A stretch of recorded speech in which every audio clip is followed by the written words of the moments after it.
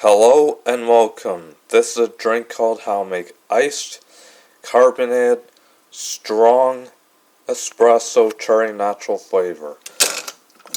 First thing you gotta do is you put in the ice cubes into this mug.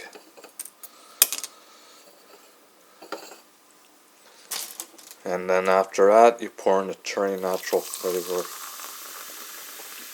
sparkling water.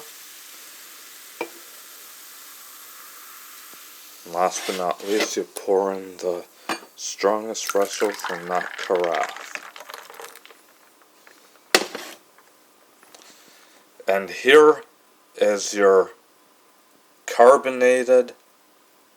iced carbonated Strong Espresso cherry natural flavor. Enjoy it, folks.